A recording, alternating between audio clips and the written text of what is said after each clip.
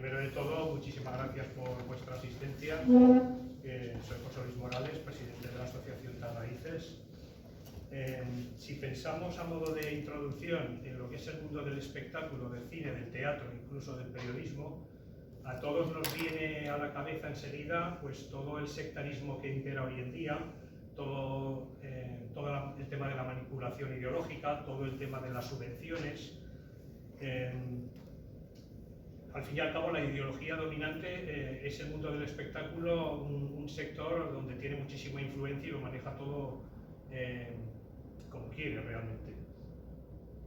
Todos los que tenemos también una edad recordamos que esto no siempre fue así, que cuando éramos bastante más jóvenes teníamos una televisión de calidad donde la cultura era cultura con mayúsculas y donde, por ejemplo, espectáculos como el teatro tenían cabida en la programación absolutamente de forma semanal y a un horario apto absolutamente para todos los públicos.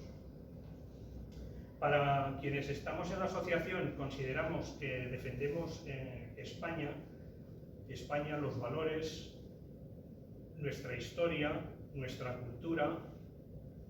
Entendemos que también el teatro español es quizá uno de las artes que debe estar en un pedestal, porque si no tenemos más que echar un vistazo a la historia y en pocos espectáculos habremos tenido o podemos hablar de cara a todo lo que es el mundo de un mayor bagaje cultural como es el mundo del teatro. No tenemos más que acordarnos en el siglo de oro, el mismo Cervantes, Lope de Vega, ejemplos luego como Calderón de la Barca, Zorrilla, Benavente, más recientemente los hermanos Álvarez Quintero, incluso Lorca, Valle Inclán. Como digo, es uno de los aspectos que quienes defendemos la cultura y todos los valores que entraña la palabra España, tenemos que defender también a capa y espada el teatro español, porque es algo muy nuestro y es algo que ha estado vinculado, no era, cuando me refería hace un momento a la época del siglo de oro, no era casualidad, ni muchísimo menos, que la época más gloriosa y de mayor esplendor en lo que respecta al Imperio Español coincidiera también en el tiempo con un siglo de oro donde todo lo que eran dramaturgos, escritores a nivel de narrativa, poetas, arquitectos, escultores, pintores, pues eran valorados absolutamente en todo el mundo y tienen todos renombre absolutamente para todos los tiempos. Hoy en este caso vamos a centrarnos en una figura, la obra de un grande, como es Alfonso Paso, un autor que está absolutamente e injustamente olvidado por todo lo que es el establishment cultural actual. Hoy, como me refería antes al tema de las subvenciones y todo lo que rodea el mundo de la cultura, o estás con la cuerda dominante, ideológica, o no tienes absolutamente nada que hacer. Aunque fuera de nuestras fronteras, una persona de la talla de Alfonso Paso sea conocida a nivel mundial. Sobre la figura de Alfonso Paso, simplemente recordar un par de apuntes. Fue el primer autor teatral que expuso en Broadway estando vivo, el primer español que lo consiguió. Y para conocer un poquito también un poco el alcance de su obra, recordar una obra suya, Enseñar a un sinvergüenza, que el grandísimo actor Pepe Rubio, tuvo en cartel 18 años. 25 años. Eso son auténticas palabras mayores. Pero recuerdo, por ejemplo, como anécdota a mi abuelo de haber ido a la representación, un éxito grandioso. Muchas de sus obras también fueron llevadas al cine. Yo, por ejemplo, no podría imaginarme mi infancia y mi primera adolescencia sin aquel cine español, aquellas comedias españolas que tanto nos hicieron reír, comedias absolutamente para todos los públicos. De entre las tantas que Alfonso Paso pudo llevar al cine, pues destacaría, por ejemplo, aquella famosa de Las que tienen que servir, con la famosa pelea que hay entre españoles y americanos protagonizada por Alfredo Landa y por Manolo Gómez Bur. O, por ejemplo, aquella otra también que recuerdo de haberla visto 400 veces, Usted puede ser un asesino, en este caso interpretada por José Luis López Vázquez, y por Alberto Closas. Pero bueno, no os quiero aburrir yo más, y para hablar de la figura de Alfonso Paso, nadie mejor, ni muchísimo menos, que su encantadora hija, Almudena. Gracias, muchísimas gracias. Pues muchísimas gracias por haber venido esta tarde. Es un honor para mí estar aquí en Zaragoza. Hace mucho que ya José Luis y yo decidimos que quería venir a traer el libro de mi padre, la figura de mi padre, aquí a Zaragoza, y bueno, pues todo se fastidió por el COVID y hubo que pararlo, y ahora gracias a Dios pues aquí estamos. Y estos datos que ha dado José Luis son ciertos y mucho más. Es absolutamente increíble que mi padre esté olvidado aquí, cuando está reconocido en el mundo entero. Para daros algunos detalles de mi padre, era un hombre que falleció con 51 años y dejó escritas 239 obras, 189 de ellas estrenadas, más de 100 guiones de cine. Escribía a diario en 7 periódicos durante 30 años. Tenía 3 carreras, filosofía y letras en la rama de arqueología, medicina, psiquiatría y periodismo. Como José lo ha dicho, el récord de Pepe Rubio no se ha batido jamás, excepto la ratonera, que lleva en Londres 64 años. Pero excepto la ratonera, Pepe Rubio batió el récord con Enseñados sin vergüenza 25 años seguidos.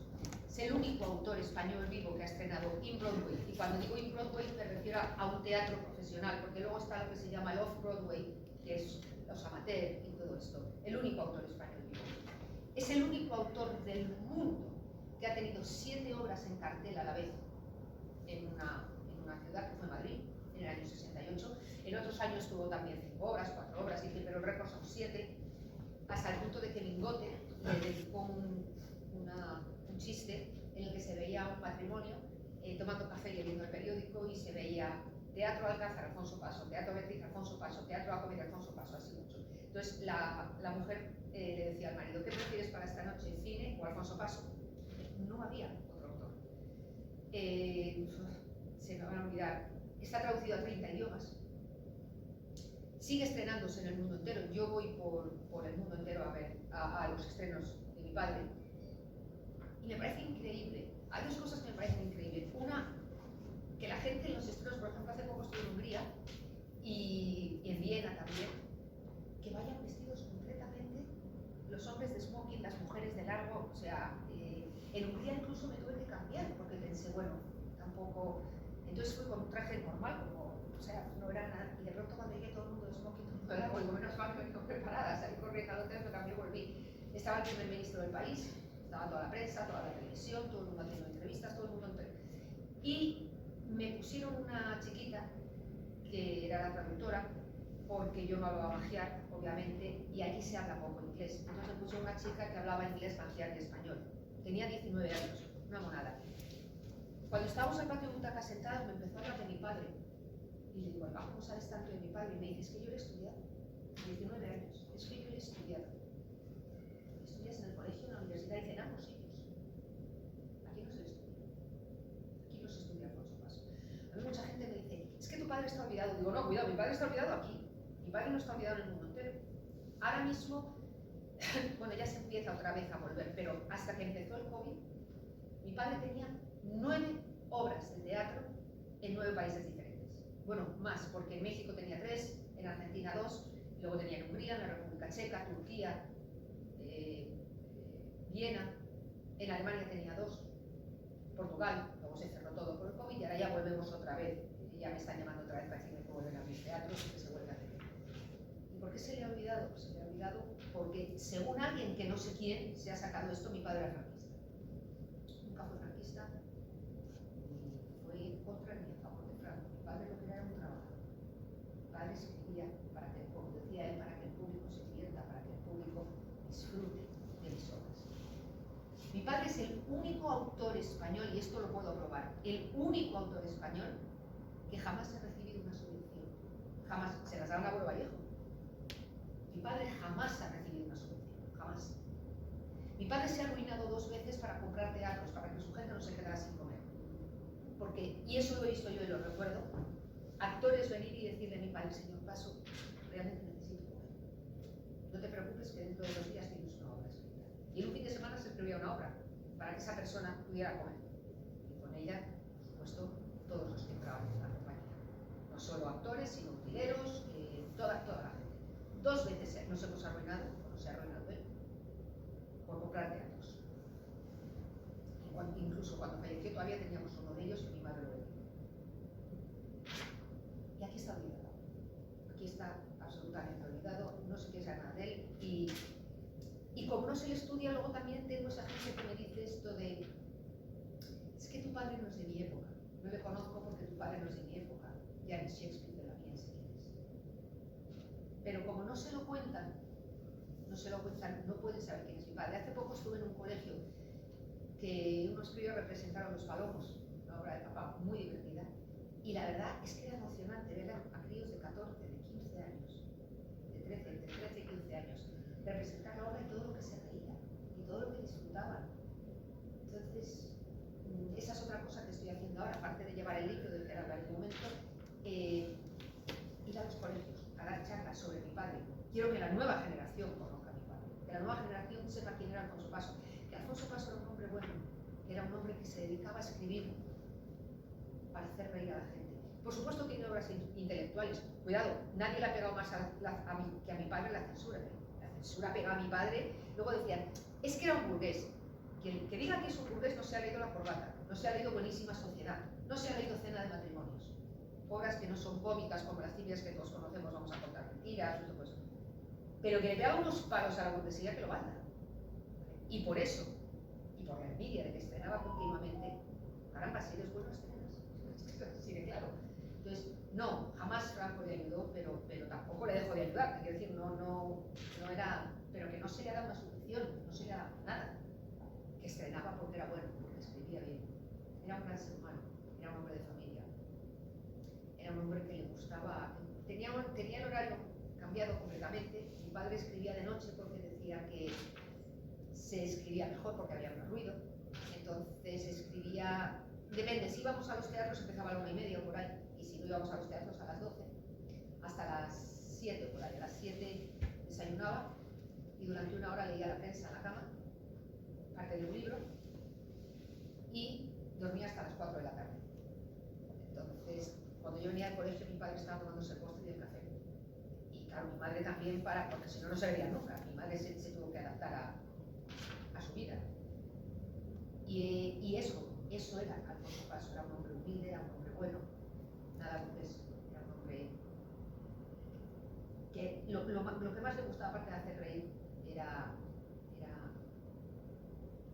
poder ayudar a la gente. Hay una anécdota que cuento siempre, que hace un tiempo estaba yo en el autobús en Madrid, iba para casa, y según me siento en el autobús había 2 parejas con unos 60 y tantos años, y estaban hablando del teatro y del cine español. Y decía una señora, ya no se hace cine ni teatro como el de antes. Uy, nosotros cuando íbamos a ver las obras de Alfonso Paso, y nos reíamos tanto, pero ya no hay autores como él, tener unos 70 años por ahí. Total, que pusieron a mi padre de maravilla, y ya me dio no sé qué, y me acerqué y le dije, se van a creer que estoy mintiendo, que me lo estoy inventando, pero les juro que soy la hija de Alfonso Paso. Y nada, la señora me dijo, se le nota a usted en la cara el orgullo que tiene de ser hija de quien es. Y dice, mire, en mi casa no teníamos mucho dinero. Dice, pero siempre ahorrábamos para ver una obra de su padre, porque durante 2 horas nos hacía olvidarnos de los problemas, nos hacía reír, nos hacía olvidarnos de todos los problemas que teníamos. Y cuando me bajaba del autobús, uno de los señores de las 2 parejas se me acercó y me dio un beso en la mano y me dijo, mándele usted ese beso a su padre al cielo y dele las gracias por hacernos felices a tantos españoles. Y pensé, eso era lo que mi padre quería, eso era hacer feliz a la gente. Ahora mismo la serie más vista de Televisa en México, la cadena principal es Televisa, la más vista de los últimos 10 años, es una serie que se llama Una familia de 10, que está basada en la obra de mi padre, Casado Casaquín. No hay otra serie, incluidas sus famosas telenovelas. Bueno, sí me han dicho El Chavo del Ocho, pero aparte del Chavo del Ocho, es cierto, aparte del Chavo del Ocho, no ha habido otra serie que haya durante 10 años batido los récords que estaba batiendo en Televisa. Todos los años se hace 26 capítulos nuevos. Y aquí se le ignora. Y respecto al libro, decía que yo soy la persona que más sé de mi padre, hasta que conocí a Juan Vicente Oltra. Juan Vicente Oltra es un profesor de Valencia, de la Universidad Politécnica de Valencia, que admira a papá de una manera brutal y que sabe cosas. Joder, me ha mandado a mí vídeos en los que estoy yo de papá de pequeña que yo no tengo. Yo no sé de dónde los sacan. Me ha mandado fotos, me ha mandado artículos y yo decía, Dios mío de mi vida, Juan, pero ¿cómo sacas esto? Tiene adoración. Entonces un día me dijo, oye, Aldona, yo le conocí por Facebook, como a tanta gente, como a ti, y como a tanta gente, y me dijo, ¿por qué no sacamos un libro con artículos de mi padre? Porque como os digo, mi padre escribió en 7 periódicos diariamente durante 30 años. Vale, pues vamos a ponernos a ello. Contactamos a Miguel Ángel Vázquez de Editorial Barbarroja. Vale. El problema era sacar un libro que la gente comprara, que la gente estuviera interesada en él y que no fuera un mal libro, porque es que son miles y miles y miles de artículos. Yo le comentaba antes, os comentaba que uno de los días me llegué a leer 103 artículos. O sea, era espantoso, porque además era este no, este sí, pero claro, cuando dices este sí, y ya llevas 2000 este sí. Entonces Oltra me decía, empieza a quitar, y yo decía, no, es que no lo voy a quitar, pero es que este tampoco. Entonces, pues bueno, al final tuvimos que quedarnos con 70, que es lo que me dijo Juan Oltra. El libro es un libro muy ameno y muy fácil de leer, porque son artículos de todo tipo. Los primeros 9 artículos son eran de una revista que se llamaba Cancan, en la que mi padre escribió, tipo revistas como la Colornit, como son las que mi padre escribió.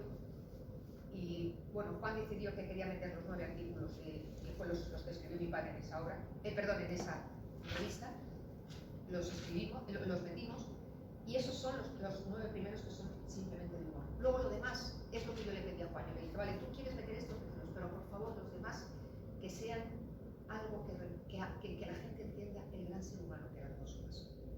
No quiero artículos que demuestren lo que era Alfonso Paso, el gran ser humano que era. Hay 2 artículos dedicados a mí, uno de ellos me ha marcado la vida, se llama Por la manera de levantarte. Me lo escribió el día que hice la primera comunión. Me ha marcado la vida, soy lo que soy por ese artículo. Hay artículos, pues hay una entrevista ficticia a López, en la que papá habla con López, mucha historia vivo, amiga de Cervantes. Hay artículos sobre viajes, que le encantaba, sobre animales, sobre psiquiatría, que era su pasión. Hay un artículo que dice mucho de mi padre, que a mí me gusta mucho, que se llama Lo poco que necesito, en el que utiliza la frase famosa de San Francisco de Asís: yo necesito muy poco, y lo poco que necesito, lo necesito muy poco, porque será mi padre, era así. Y habla de lo que es él, y hay artículos en los que, bueno, hay un artículo a mi abuelo, hay un artículo sobre Granada, otro sobre el Escorial. Nosotros vivimos en el Escorial 7 años. Entonces, pues, todos estos artículos definen cómo era Alfonso Paso como persona, que es lo que yo le pedía a Juan, mete lo que quieras, pero mete, por favor, que la gente conozca al ser humano, porque a Alfonso Paso se le conoce por sus personajes de sus obras. Los personajes de sus obras, esos son personajes que ha escrito, pero no es él.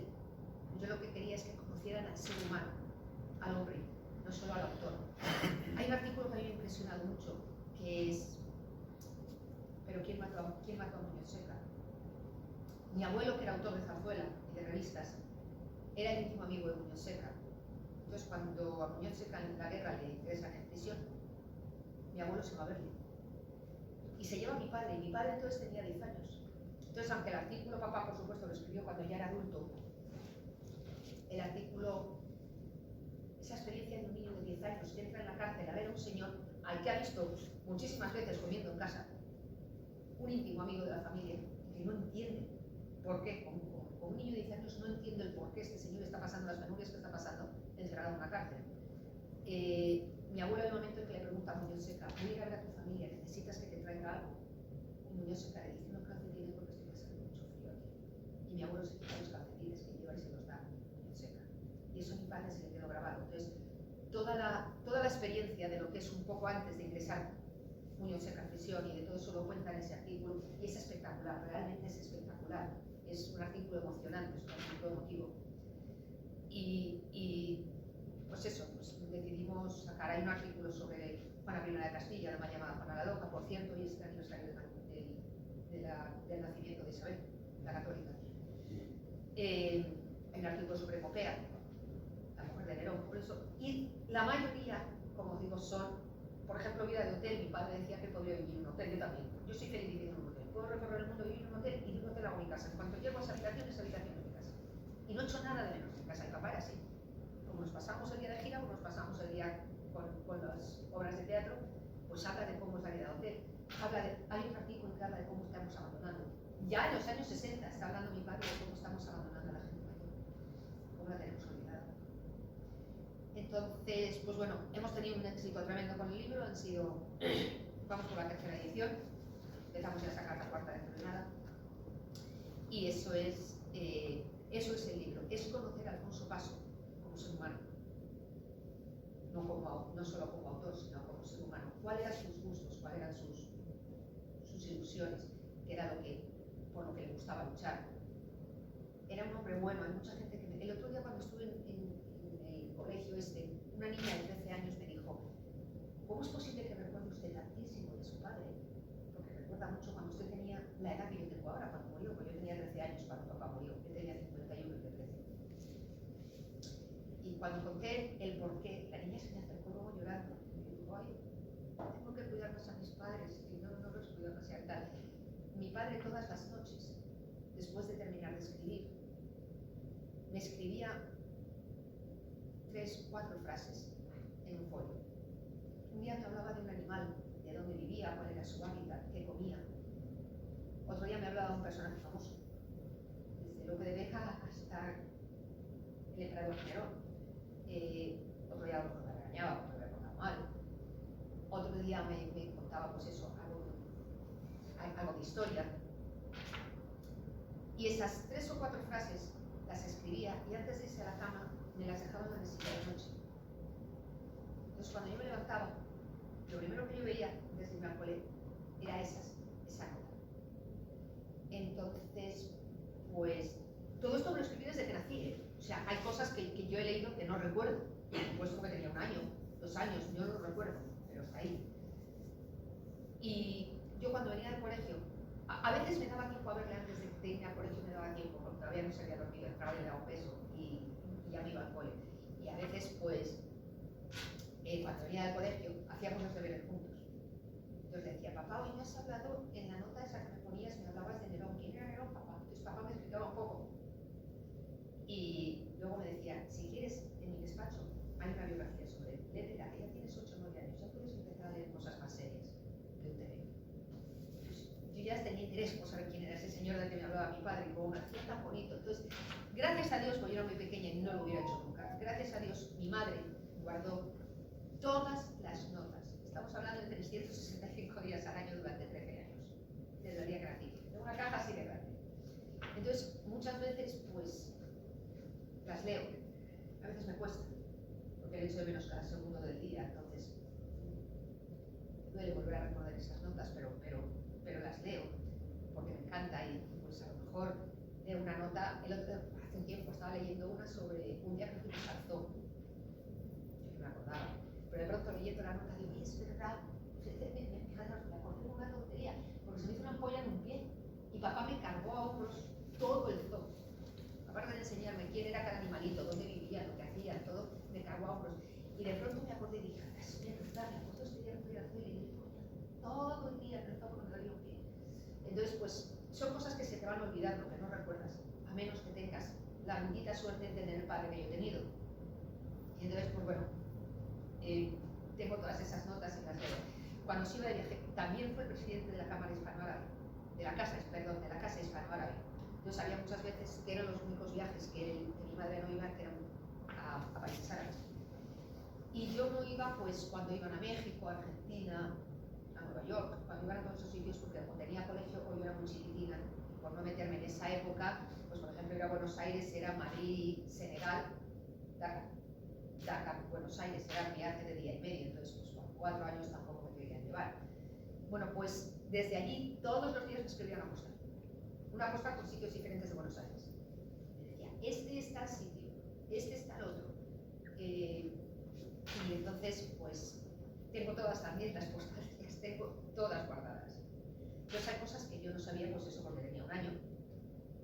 Y tengo una postal de cuando tenía 1 año, que no sé si es de México o de Buenos Aires o algo así, que me decía: lo que hay en la portada es esto. Me lo cuenta y me dice, te escribo esto para que cuando seas mayor se lo cuentes al imbécil de tu novio. Y digo, madre mía, tenía yo que estaba mi padre preocupado por eso. Entonces, pues, por eso le recuerdo tanto. Y porque todo lo que me decía, todo lo que me hablaba, calaba en mí. Jamás me regañó, jamás me levantó la voz. Jamás. Igual mi madre tenía la zapatilla, gracias a Dios, al día, lo cual le agradezco en el alma, porque nos viene muy bien esas tonterías que se dicen ahora de consejo de educación. Lo que nos están haciendo es no educar a los niños. Cada día mi madre volaba, gracias a Dios, y atinaba siempre. Mi padre no. Mi padre me sentaba y me decía, ven aquí. Cuando se enfadaba conmigo me llamaba enano maldito. Me decía, ven aquí, enano maldito, que tenemos que hablar de esto. Entonces me explicaba qué había hecho mal, por qué lo había hecho mal. Entonces, todo eso se te queda. Y aparte de que se te queda todo eso, se te queda el ver, pues eso, como la anécdota que os he contado del autobús. Gente que quiere. Hace poco se le dio un homenaje en el Escorial a los 40 años de su muerte. Como nosotros vivimos en el Escorial le adora. Se presentaron casi 200 personas, increíble. Y recuerdo que a la salida me dijo un señor, lo que tiene su padre, el Escorial, que agradecerle a su padre. Su padre ha puesto el Escorial en el mundo.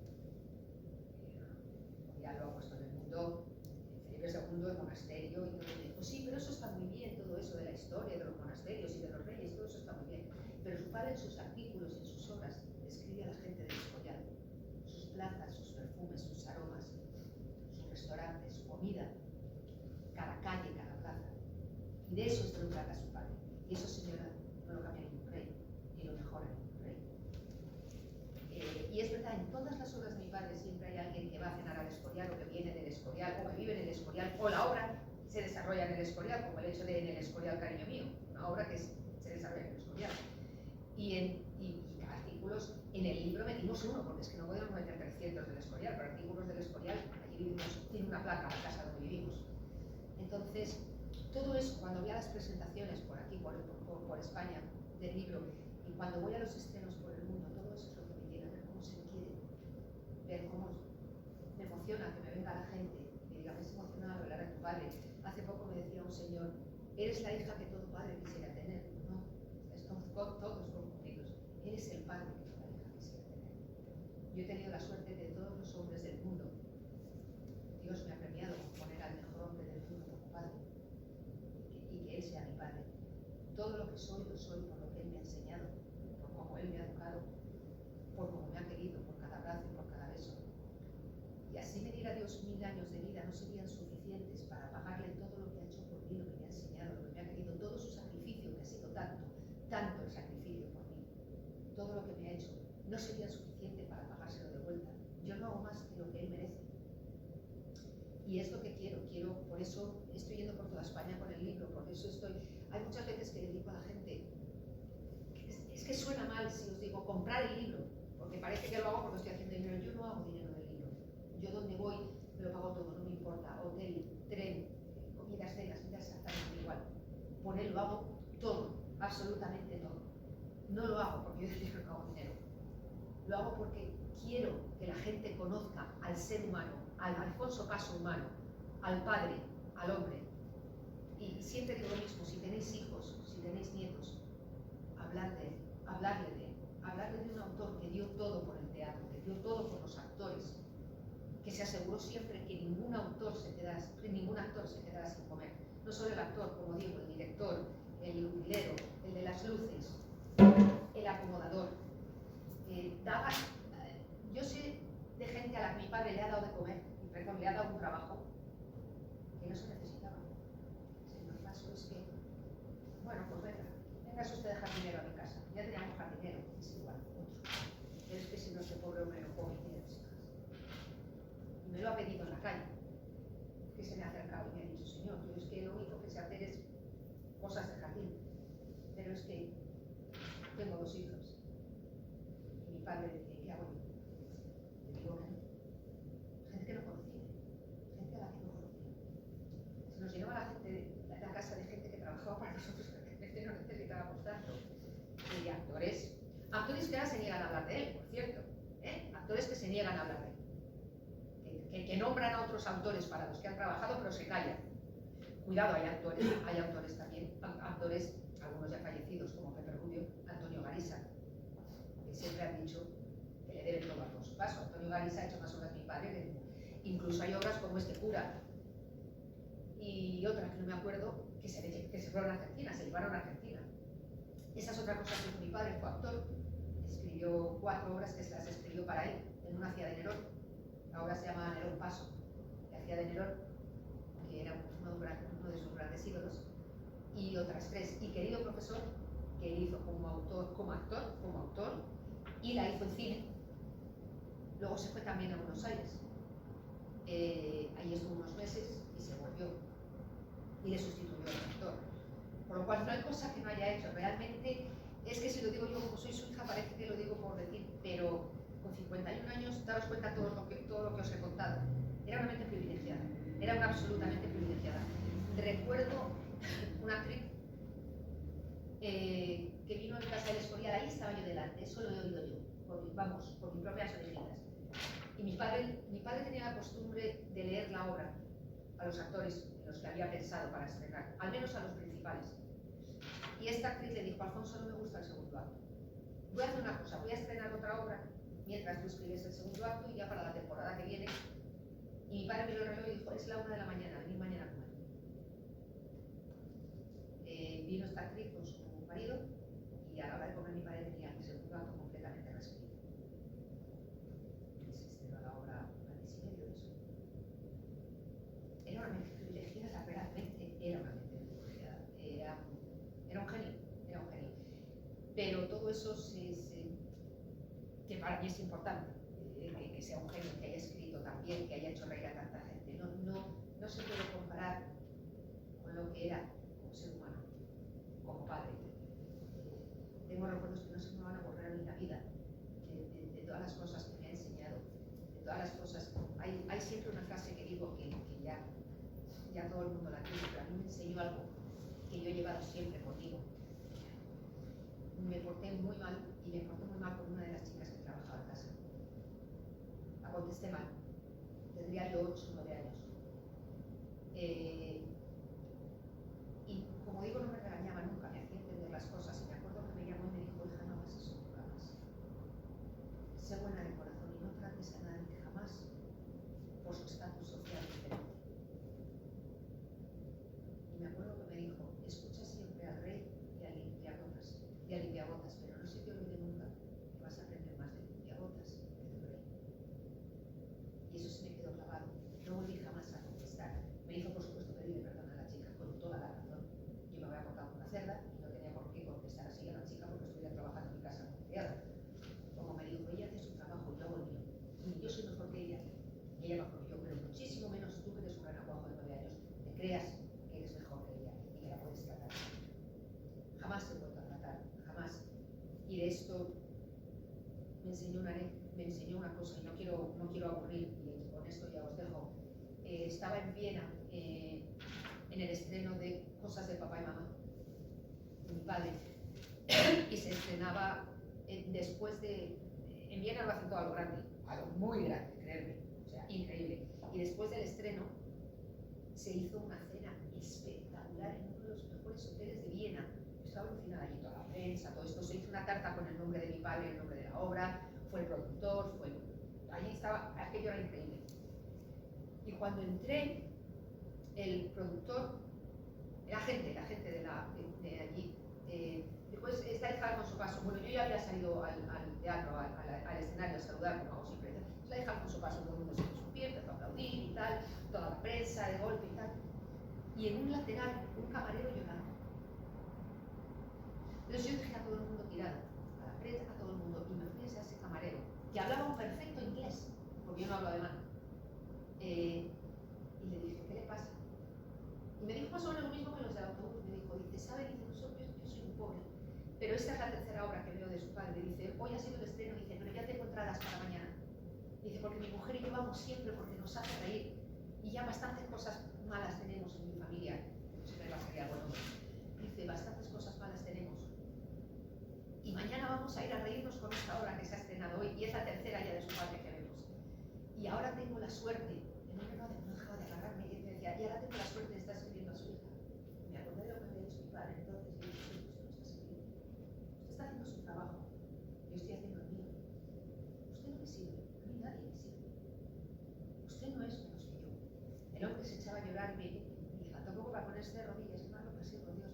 Y me decía, gracias por haber venido hasta Viena, muchísimas gracias por haber traído a la obra de su padre. Y la verdad, os juro por lo más sagrado, que me encuentro mejor entre esa gente que entre toda la prensa y todas las...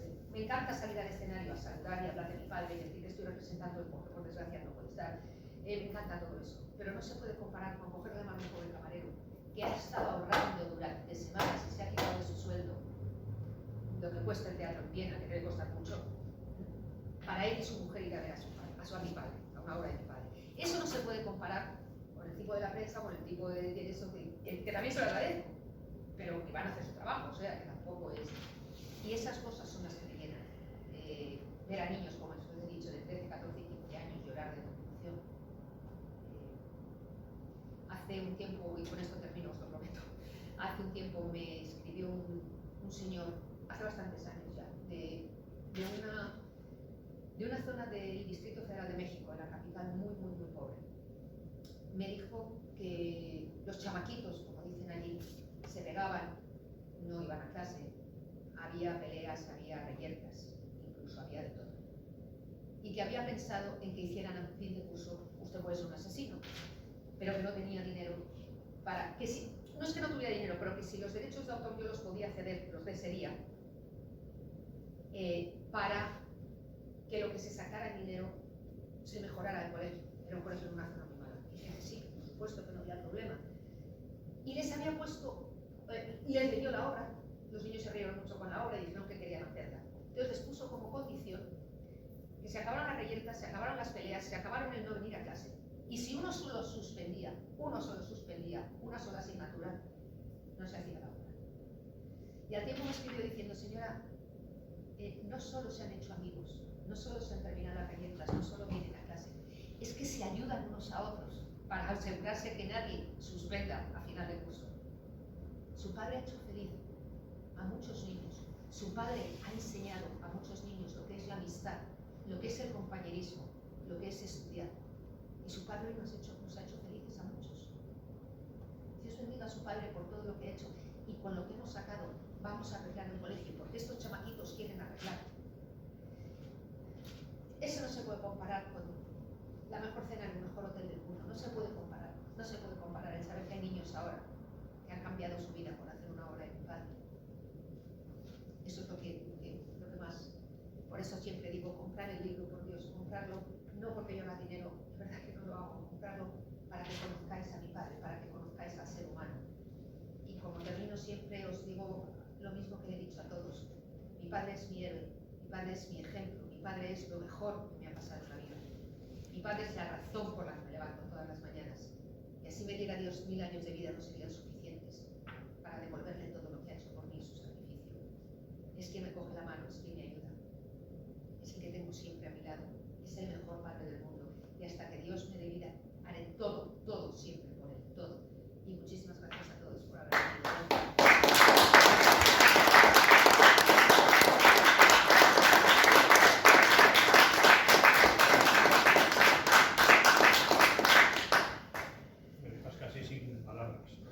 Ya me dijo eso que dijo Rafa Galvez de Valencia, que me iba a emocionar. La verdad es que, bueno, interesante. Sí que es cierto que nosotros como asociación cultural, todo lo que sea la difusión de la obra de tu padre, pues ya sabes que puedes contar con nosotros para lo que sea. Gracias. Está claro. Si alguno tenéis también alguna cuestión que comentar, alguna pregunta que hacer, es ahora el momento. Yo simplemente quería preguntarte, el hecho que, bueno, es palpable, ¿no?, lo que está ocurriendo con la figura de tu padre en España, esta censura mediática, política y de todos los elementos. ¿Crees que hay posibilidades con el tiempo de que de nuevo la figura de Alfonso Paso vuelva a resurgir cuando esta censura silenciosa se acabe de una vez? Creo que sí, pero ¿crees que hay a corto medio plazo alguna posibilidad? Ojalá, yo eso quiera, pero lo veo difícil. Yeah. porque yo soy la que me encargo, por supuesto, cada vez que una obra se tiene que pedir al Sagrada, soy la que tengo que firmar la autorización para que se haga la obra. Y a mí la sociedad de autores es que no he una sola obra de España. O sea, hoy mismo me han pedido una para Argentina. Hoy mismo. Cuando venía en el tren para acá, me han pedido vamos a contar mentiras. Se estrena en uno de los mayores teatros de Buenos Aires en mayo. En junio, perdón. Hoy mismo lo he firmado. Pues bien. No me lo piden. No me lo piden. Ojalá, Dios quiera, pero no me lo piden. ¿Sabes quién lo hace muchísimo? Aficionados. A los cuales se lo agradezco en el mundo, porque el teatro de aficionados es un teatro que lo ponen ellos todos. El vestuario lo sacan de casa, los muebles uno se lleva una mesa, el otro se lleva una silla de su casa, el otro se lleva...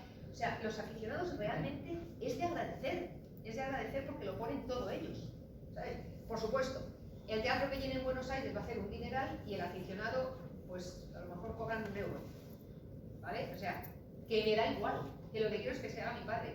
Entonces, aficionados hay. Ahora mismo hay bastantes obras de papá por España, pero de teatro aficionado.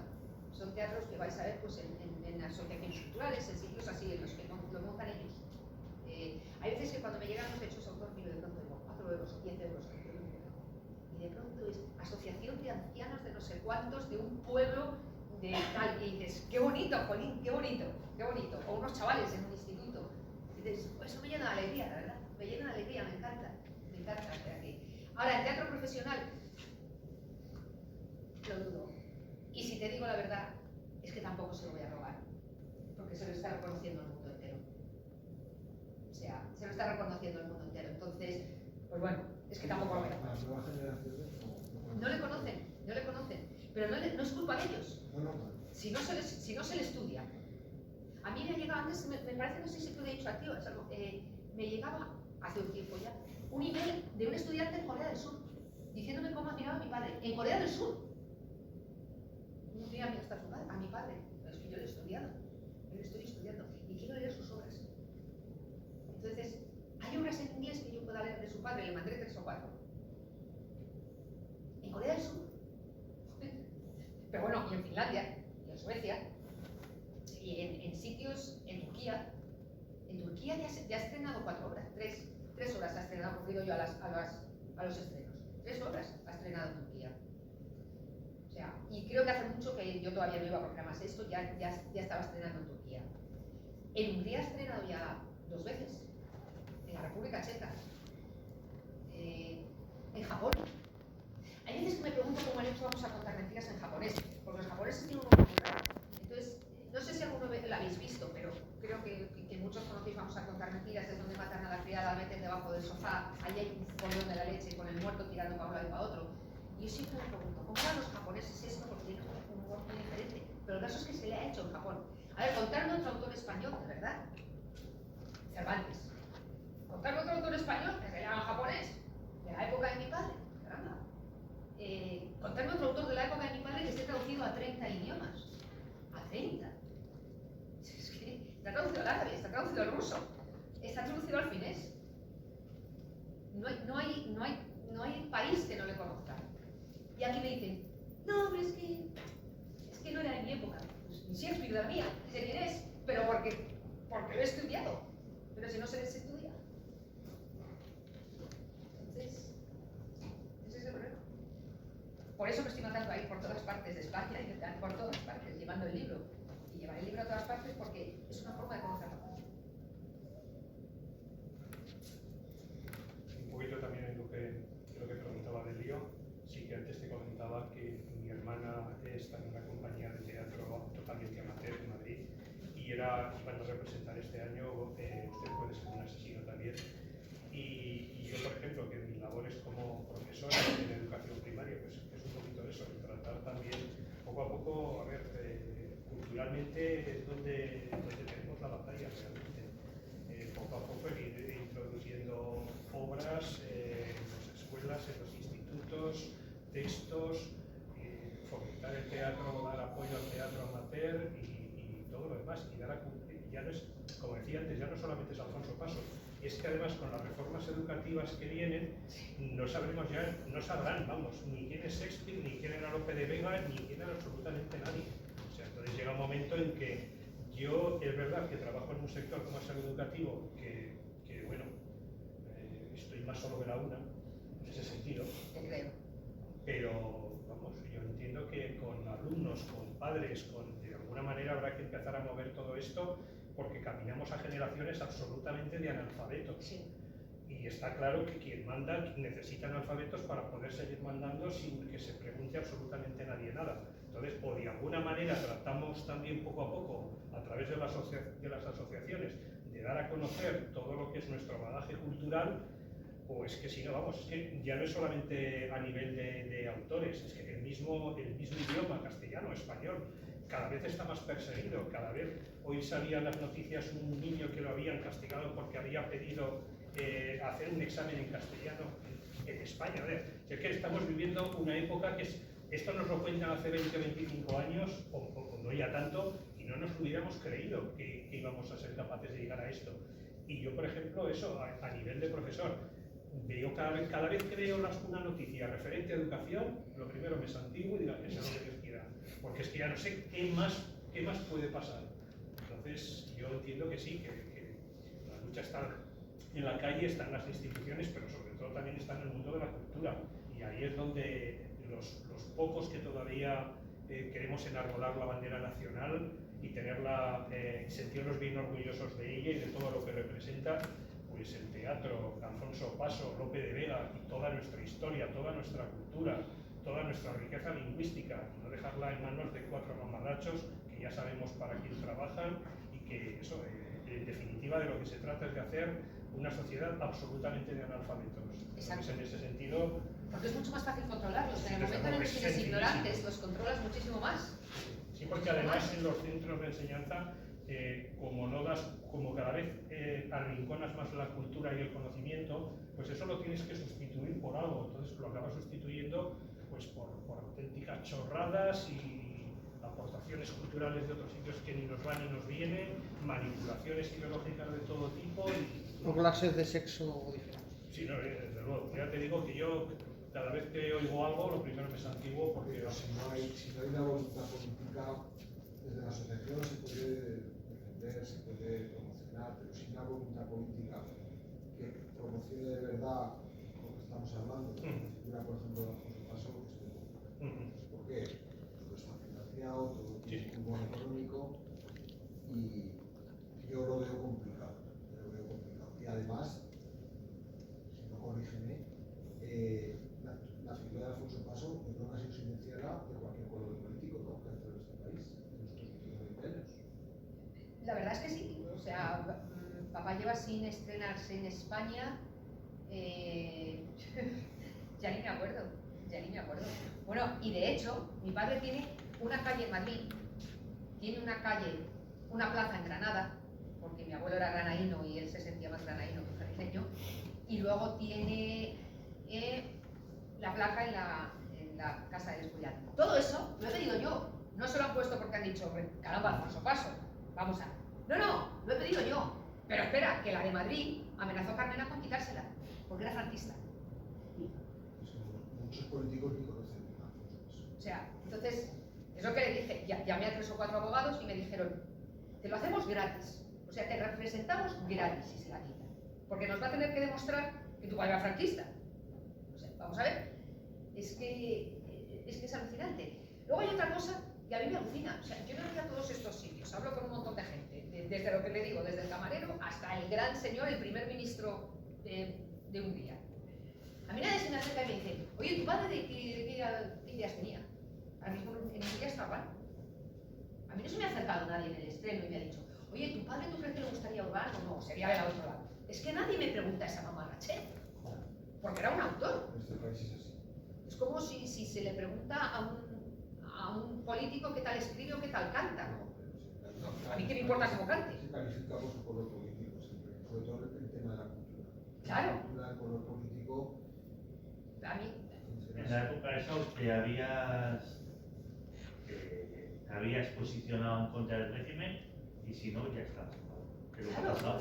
claro. Pero que la pasaba En la de la en el régimen había actores, por ejemplo, famosos que se sabía recientemente que eran del lado contrario y se les daba. Concha Velasco, Sí. José Sacristán, seguimos. Bueno, pero Paco Rabanne.